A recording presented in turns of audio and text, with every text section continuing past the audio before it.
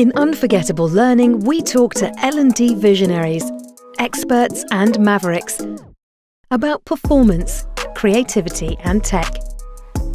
In this episode, I explore messy design and onboarding with Ashley Thomas, L&D Programme Manager at Google. Ashley, hi. It's such a pleasure to have you here with me today. How are you doing? I'm doing well. I'm doing well on this wonderful Tuesday morning, a little bit of that post-Monday fog, but on to the pre-Friday, happiness. So I'm doing well. The pre-Friday happiness. I love that. Already thinking about that on a Tuesday.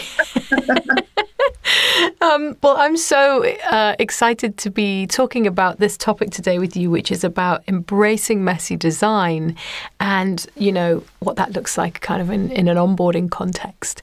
But before we do that, by way of a warm-up, I wanted to ask you a question. And the question is this: if we were here 200 years from now, quite a long time, I know, what would your job be? That's such an amazing question. I mean, right now there's obviously a lot of buzz with AI and, it's like what jobs will be obsolete, by the time BARD and OpenAI takes over. To answer your question, it would be simple. I would be a dog matchmaker. Because by 200 years, yes, because by 200 years, I'm just going to assume that dogs will be able to talk.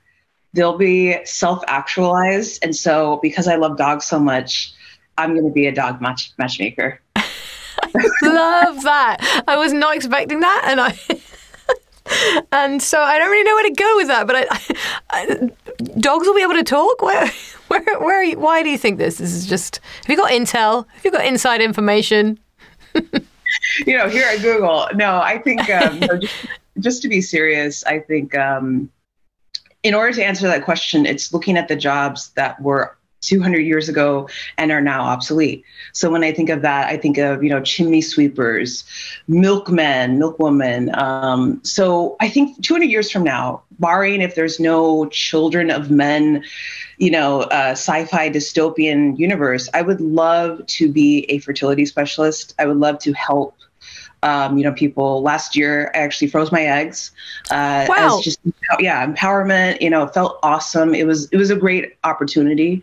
And so I know a lot of friends who are currently going through pregnancy or going through fertility. And so, I would love just to help people, grow a family, whatever that looks like.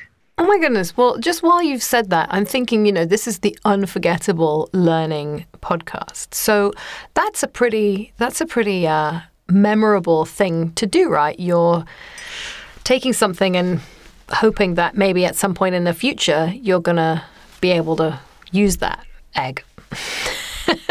I mean, like, what process did you go through, if you don't mind me asking, that made you kind of want to do that? Yeah, I'm a very transparent person. And I think part of that vulnerability is showing, it's not always the highlight reel in my life. So, I'm in my mid-30s. I'm approaching 35 actually next month. And I think what it came down to is I broke off a relationship in 2020, a serious relationship. And I kind of thought to myself, you know what? I do want to date again. And when I date, I don't want to have are you going to be my husband? Are you going to be the father of my children energy? And so I it's like, why do I seek out insurance? Why do I seek out, kind of like future thinking? So I'm privileged, at Google, we have really great benefits. And so I took the chance, and it was a 10-day process. And I speak to a lot of people who know that I went through it. They ask me, what was it like? What was the insurance process like? The logistics to the actual procedure. And so, that's kind of why I did it, just to kind of, not put so much pressure on myself. Well, I'm glad I asked you this question about 200 years from now, because you're obviously always thinking into the future. So, well, what an amazing way to begin. And kind of in a way ties in with this thought of we don't know what's coming. Things can be confusing. We're sometimes having to make preparations for whatever's going to come down the pipe that we can't predict. You mentioned AI, and we're talking about messy design. And so let's dig into that a little bit. What is it about design in L&D, and maybe you can perhaps first give me some context. So you're designing programs for L&D. Just tell me a bit about that and what you do exactly. Yeah, absolutely. First of all, just thank you so much for this opportunity. I always am passionate to talk about, whether it's messy or not, learning design. So I've been in learning and development for a decade now. I received my master's in higher education and administration. Think of student affairs, academic affairs, admissions. And I quickly learned that, I'm not so much excited about the administration part of it, but I'm really excited about the ed tech part of it, the educational technology piece. So with curriculum development, I've had the pleasure of being an instructional designer, learning designer in different industries, different fields, customer service training, call center training, consumer space. I used to work at Axon, the company that makes taser stun guns and body cameras for law enforcement. And London Met is one of their largest customers. And so I was able to, design virtual learning. What does it mean to have blended learning? So I've been in different spaces, and I've been at Google for 3.5 years, and it has been such an adventure. I first started out in people operations, POP, specifically people development. And so that's Google's central, learning and development function. So having the pleasure of redesigning Noogler, Google School for Leaders, Google School for Googlers, what does it mean to create user-generated content to teach other Googlers? So giving and receiving feedback, project management, mindfulness, I had the pleasure of being part of that. Mm-hmm. So now I have the pleasure of being in Google Cloud, specifically with supply chain and operations. And so what does it mean when we have 2,200 people, just about, and we are doing people programs, learning and development, culture, recognition, awards programs. So being able to own and lead several initiatives and programs, I'm in my happy place because I get the autonomy to scale and design end to end, and also insert that learning design and that, beautiful design process. So it's also consultancy, if you will. So that's what I'm doing right now at Google. Okay, amazing. Well, what an incredible set of experiences and brilliant knowledge and range of things that you bring to the role now. And you mentioned design process just then. So maybe you can share a little bit about why design can sometimes be messy and where the process comes into that. Yeah. When someone says, I'm not judging at all, that to me is they're judging, right? And so, sometimes the term messy design, it evoked an emotion in me right now.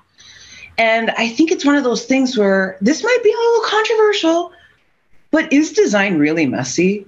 Because design to me is you have an input and there's a thorough output, whatever that looks like. You are creating something, or you're redesigning something, or you're aggregating, right? You're crowdsourcing, or you're, compiling. And so, okay, let's put that aside. Messy design. I think there's multiple reasons, right? I get that design has multiple iterations, and the whole design thinking squiggly line, or, just like we've all seen those graphs, right? It includes, I think it includes the straightforwardness of design. And, I think what makes it messy, quite honestly, is the systems thinking approach of it. The hierarchies of capitalism and the productivity, efficiency, tensions. So what I mean by that is when we are designing something, there are different needs as to why it's happening in the corporate. I'm specifically talking about the corporate and learning. Yeah. Perfect. Yeah. The corporate space. And so oftentimes there's a need, and it's sometimes dictated by senior stakeholders, various stakeholders, or oftentimes the designer themselves, because they see, I got to be doing something. I have to produce my value. And so when you have that tension, what are you really solving though? Because I can give some examples where I thought it was this problem that, okay, we need to create, better facilitator training. Facilitators need to have a standardized process, so there's a consistent user experience. But then when I really got to it, there's a reason why facilitators are not having success with their content. It's because of other factors. It's because of changing org structures, or, the fact that, not everyone knows what they do. And so I'm giving a very small example, but I think there's larger things, but I'm gonna go out and establish that I think messy design comes down to perhaps you're not solving the right problem. Wow, excellent. And so that's really funny you say that, because I've been speaking a lot recently about kind of human-centered design and really kind of getting back to what is it that's the problem in the beginning. So what are some ways that you do that then? How do you go about that in your role? Yeah. So when I joined last August, I inherited some programs, and then my main role was conducting a needs analysis, a needs assessment. And oftentimes you would think a needs assessment is for a specific training program, but how cool is it that I got the autonomy in this space and the complete buy-in to do a needs assessment for the entire org? And so it started with, speaking to different users, having that global resonance, and asking them, what is a typical day in your role? What would a perfect day in your role look like? What do you wish you knew before you joined the team, before you joined the org? What is something that, so I would ask these questions, and, it's really figuring it out. Some of the tips to resolve messy design, because like I said, design comes down to systems thinking, hierarchies and tension points, and people's different agendas. This is going to sound, a little non-related, but it is to me. Last year, I got diagnosed with ADHD. And that was actually a great breakthrough moment for me, because it was one of those things of, oh, that explains a lot, especially in my childhood. Well, I say congratulations to you. We've talked about this before, and I think it's amazing. So good. But tell us more. Tell us more. Thank you. So for me, it's the classic thing of I have so many ideas, and I'm working on an email, and then 10 minutes later, it's like an out of body experience. I'm working on another thing. And so having that, consistency, and even my therapist, she said, you are so articulate, you're engaging, but when I look at my notes, you're all over the place, Ashley. And so I decided to equip myself with a coach, an ADHD coach. And I learned so much. And these are the strategies that I'm actually applying in my work as a designer and a program manager to combat that messy design. Want to hear it? Yes, I would. I'm loving this. Absolutely want to hear it. Awesome. Okay, so I jotted down some notes. First of all, I think we as learning design professionals, it's a classic case of, I don't like it when people say this because you can't generalize, but us L&D folks, we're people pleasers. We say yes to everything. And, it's in interest of keeping our jobs that we will say yes to that VP that wants a TikTok edutainment piece of training, right? And so one of the things I learned with my ADHD coach is the power of saying no, because when you say yes to one thing, that means you're saying no to another thing or multiple things. So if I'm saying yes to taking a call at 7 p.m., let's give an example, that means I'm saying no, perhaps to my well-being. I'm saying no to my, healthy eating. I'm saying no to working out. You see, it's like that domino effect. And so when you say yes to a project, it's clearly articulating to your stakeholder, to your manager, to your director that you're saying no to another thing. So hey, that sounds really interesting, but I need to focus my time on X. Or I wish I could help with that. I hear it and I see it, but I do need to prioritize Y to meet the deadline. So this is in the case of, say, you've been approached with something that you just don't have capacity to fulfill, or it's more like, or it could be that, or maybe a circumstance where you think, you know what, that project sounds good, but I know they're not solving for the right problem, and I'm going to have to tend to that and give it some attention, and I don't really have the kind of bandwidth for it at the moment. Is that what you mean when you're sort of choosing to say no? I don't know how much autonomy you get to say no over some of the things that, you know, run over your desk. Yeah, I would say that's a great clarifying question, Kate. It comes down to both. It's the bandwidth piece of multiple projects, you know, you're juggling multiple deadlines, but it's also within a project, you can say no. You know, for example, I'm working on a onboarding program where we merged with another org. And so we're trying to create that consistent user experience for onboarding. No big feat, right? Huge. And the thing that keeps me going is being able to say no to what has previously worked. You're saying no to the things that have worked in the past because they're not going to work going forward. Another thing that has worked from my ADHD coach, I think, is there's a few things, you know, with task initiation, when something feels overwhelming or daunting, it's really just starting with something. So a time timer, I actually have it on my desk. And I've done this in meetings too. If it's a 30-minute meeting and people are talking about roadblocks, I'm giving them, you know, 10 minutes of the 30 minutes. Oh, that's neat. What is it? Sorry, I'm obsessed with the color fill that it you're showing us.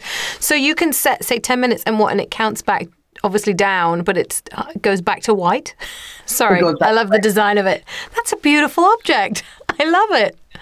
Okay, but the purpose, its purpose is to help you keep under control and task focused. Exactly.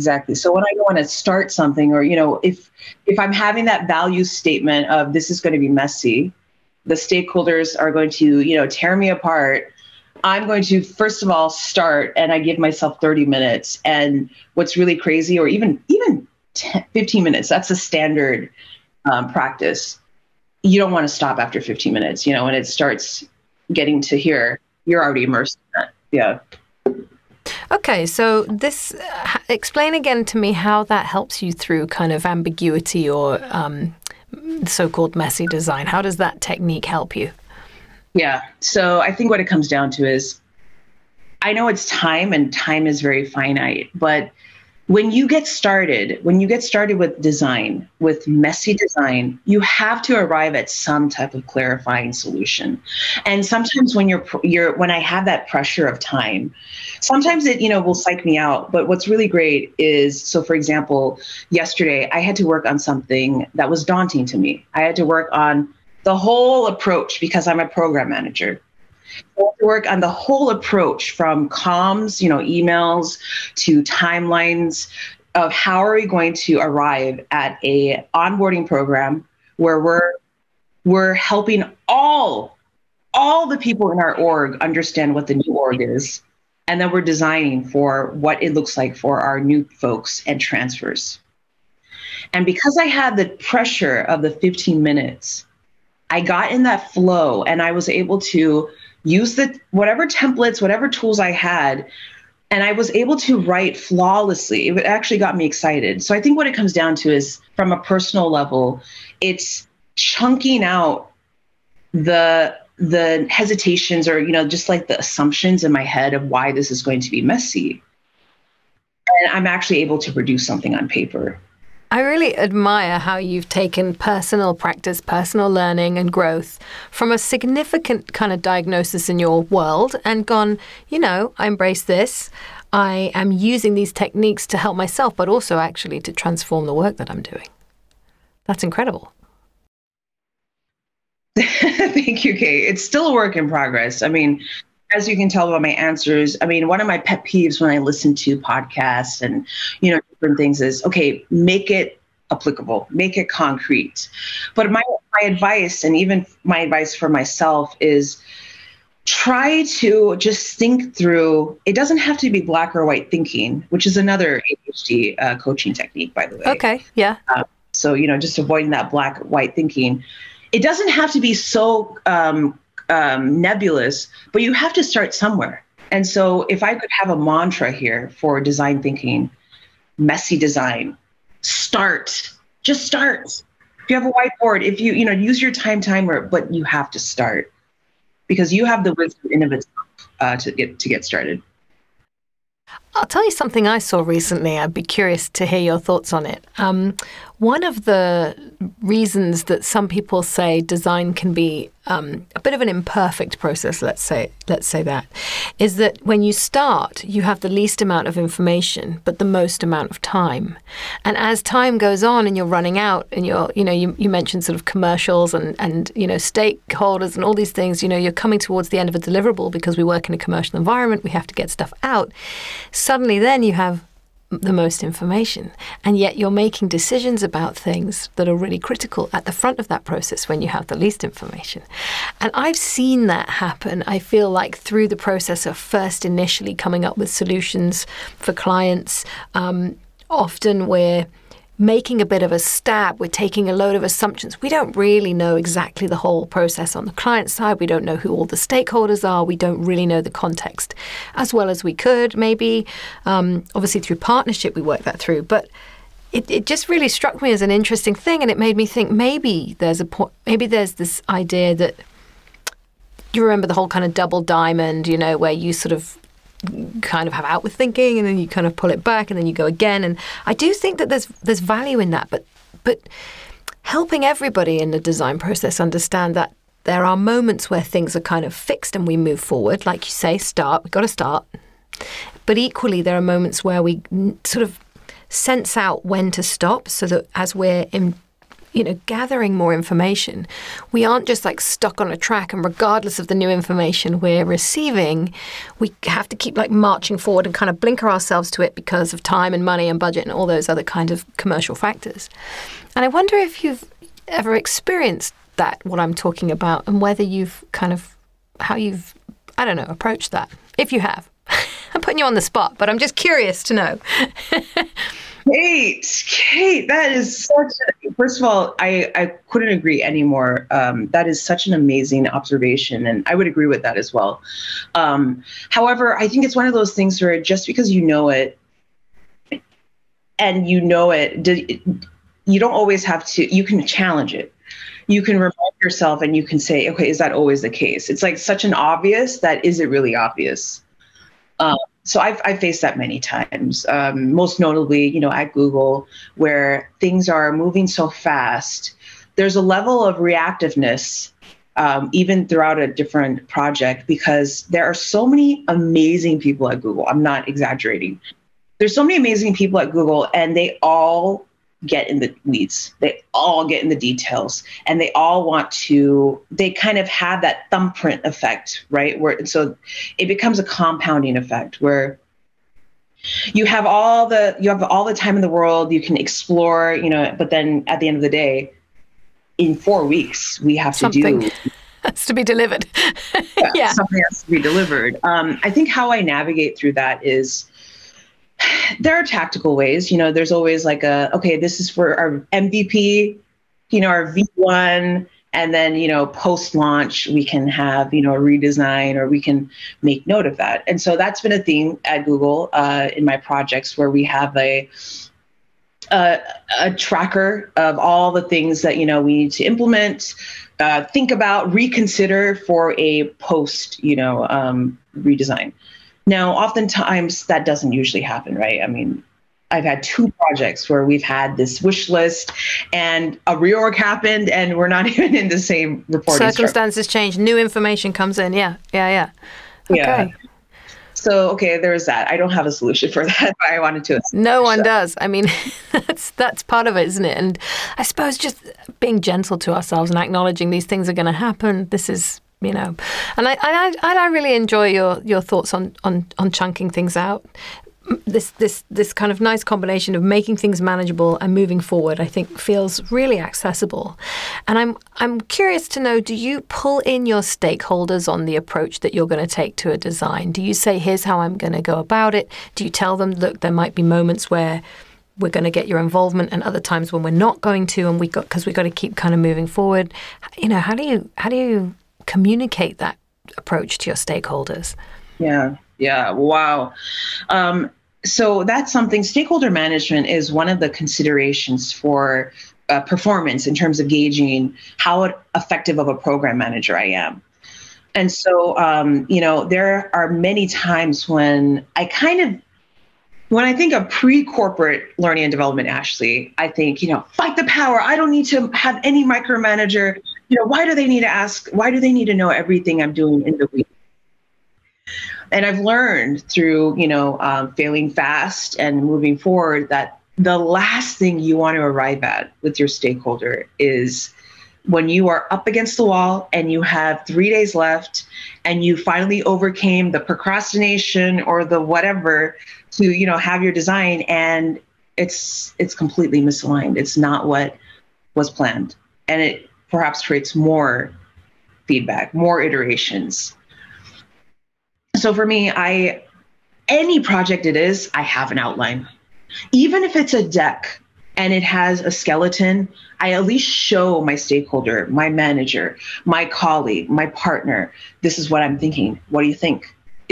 Take a day, let me know. And so it's the power of, I don't like going to meetings that waste my time, but there's also power of meeting, knowing what you're doing, and then you're sent off and you have the power of asynchronous time where you can collaborate. So my first advice would be, have that outline. Show your stakeholder what you're doing.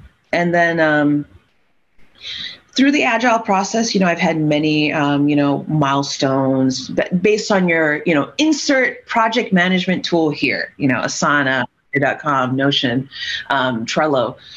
You're able to chunk it out with milestones, with different phases. And it's just making sure that within each phase, you have your own end-to-end design process. Does that make any sense, Kate? I think it does. And I'm familiar with the tools that you've mentioned, but your sort of continue your thought, because it's interesting to me that you have your own process within that. So that's the one that you're still going to be kind of communicating to everybody within the team. Correct.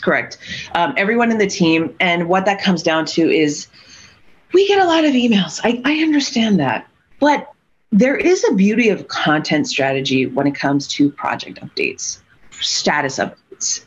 And whether that's email or even a video, it just shows the stakeholders who care, the stakeholders who can impact and influence the design that's becoming more refined. I want to ask you a question about onboarding. And I'm really curious about how you know at a point in the design process when you've nailed it, or if you have or not.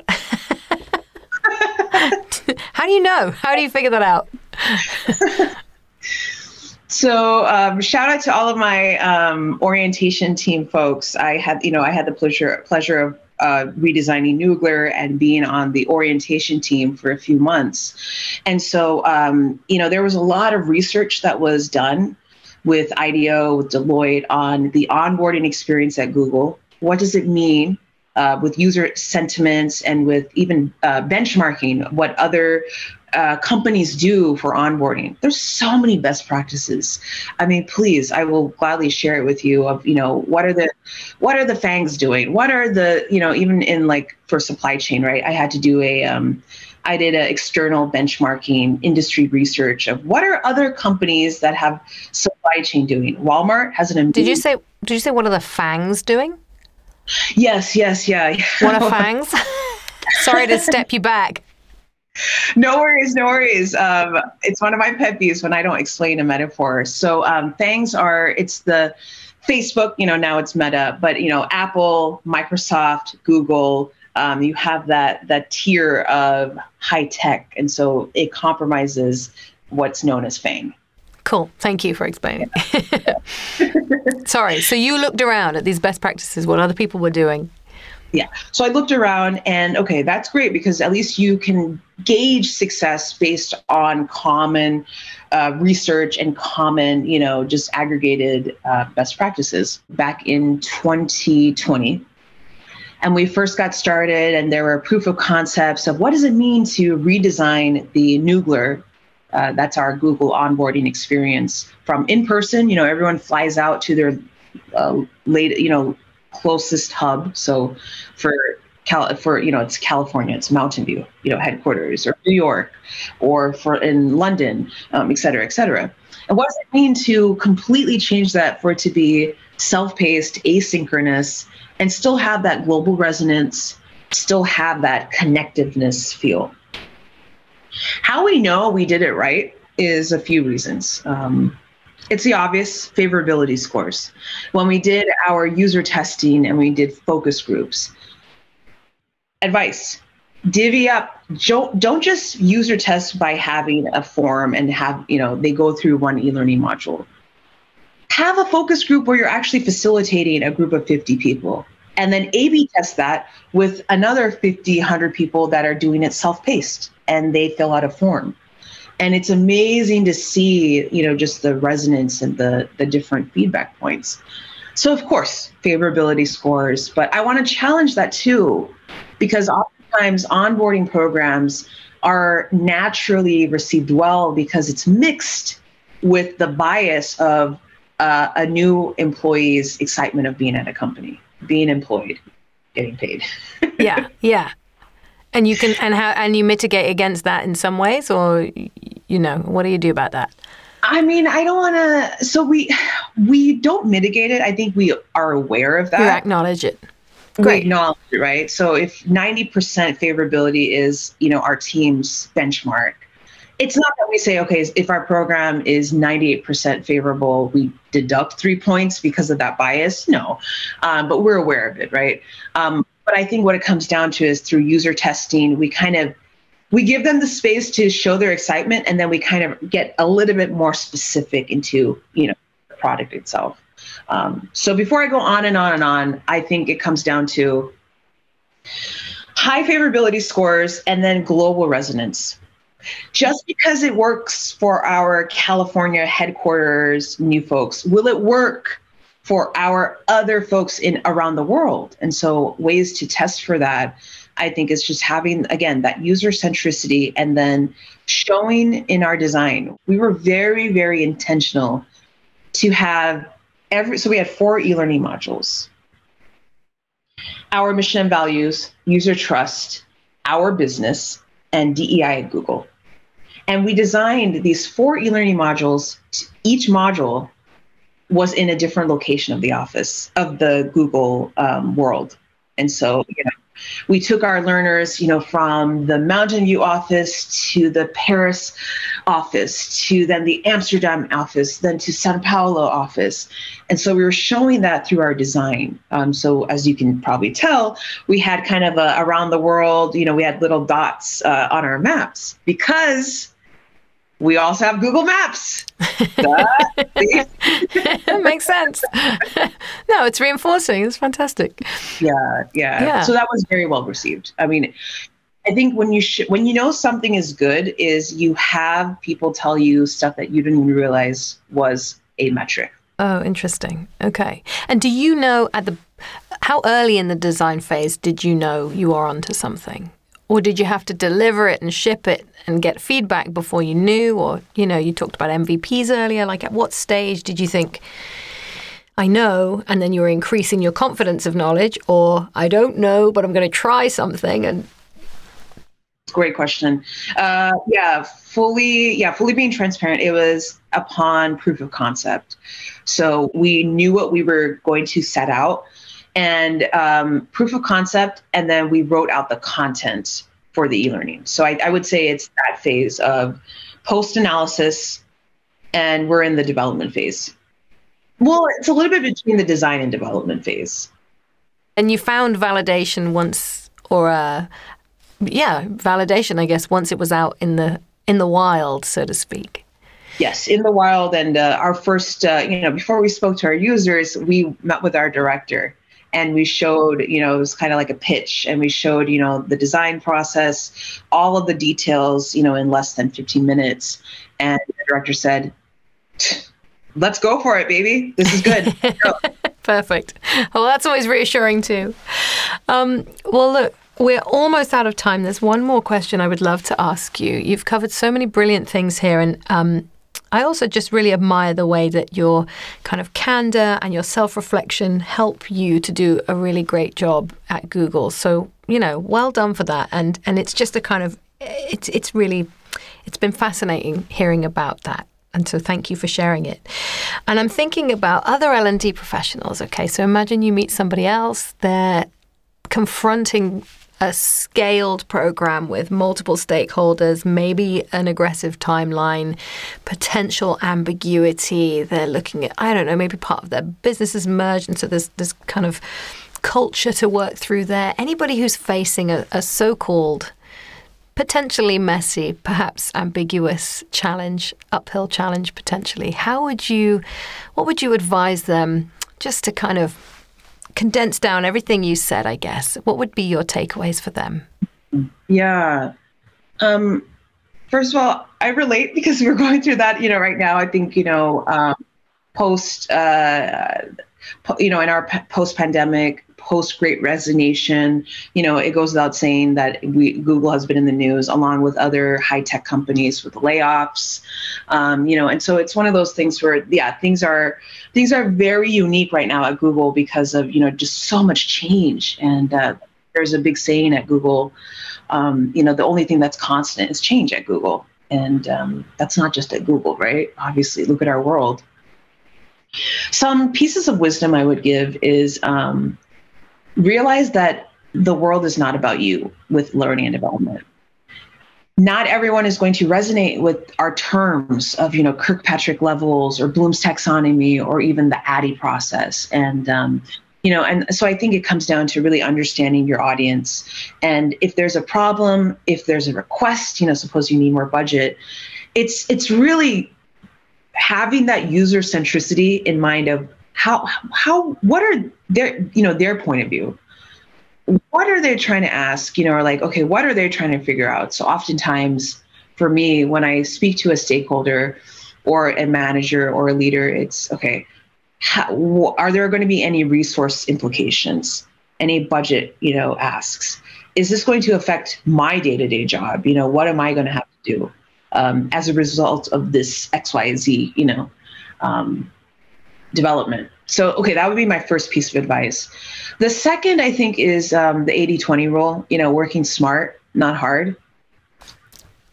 Designers, practitioners, L&D professionals, don't recreate the wheel. What it comes down to is within your org, within our LinkedIn communities of, learning and development, there are so many amazing templates, practices that people have already figured this out. And I know you're probably thinking, okay, where are these said templates? I mean, you're going to have to look for it. But it's amazing of, how much already exists, where even for me, I'll be honest, part of my ADHD manifests when I'm trying to get the right template, the right format, rather than focusing on the content itself. And so if I'm using my precious bandwidth and my energy and my resources, and if you magnify that day over day, week over week, year over year, I mean, that's a sizable amount and a sizable consequence. So yeah, that would be my second piece of advice. It's, working smart, by seeking out what already exists and leveraging different previous designs. Sometimes it's like equivalent of, I already wore this, I don't want to be seen wearing it again. Why not? If it worked the first time in your design, replicate the design in another project.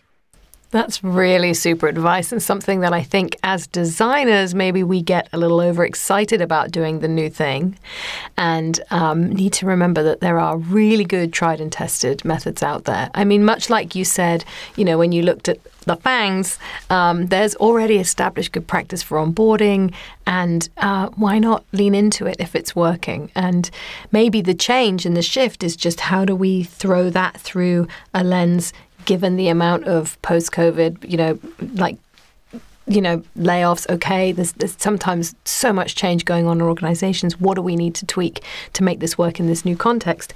But that, I guess, is all about embracing everything that you've just said, understanding the context, keeping the user right at the heart of it, and making sure you know your audience and going for it. I love the optimism that you have. I mean, it's like depending on the day, because sometimes, navigating my own challenges of burnout, depression, anxiety, so I think what it comes down to is what's your personal value proposition? Why do you show up to work? Because the beauty of it is when you kind of assume a abundance thinking mindset is I have so many options, right? There's no golden handcuffs here as much as it's, Google is an amazing company. But I think what it comes down to is my value proposition. The reason, because I've had my own insecurities working at Google of I'm learning and development. Am I a cost center? Will I be the first one to go in the next layoff? Regardless of, what happens is going to happen. But I think for me, is what I'm doing here to create efficiency or increase productivity for my users? So that's the only thing that keeps me going right now in my day-to-day work. Is what I'm building, designing, onboarding, creating, manufacturing, producing. Is this going to help someone with their efficiency and their productivity? And it sounds like you've nailed it because you've created that joy in the Noogler program, for example. And others, of course, but what a brilliant, accolade to take, and well done for that. That's super cool. It's been so nice talking to you, Ashley. I just love our conversations. I love how candid you are. I love how reflective you are, and how you sort of throw all of that into your work to make things better. So it's been a pleasure, and I hope you have a really awesome rest of your day. Thank you so much. Thank you, Kate. I'm a big fan of your podcast, and I want to be able to, listen to more. And so what you're doing, I'm not just saying this because you had me on. You're contributing also to that value prop of efficiency and productivity and joy. So kudos to you, Kate and team. Thank you so much. Take care. We'll speak soon. Bye-bye. Take care. Bye.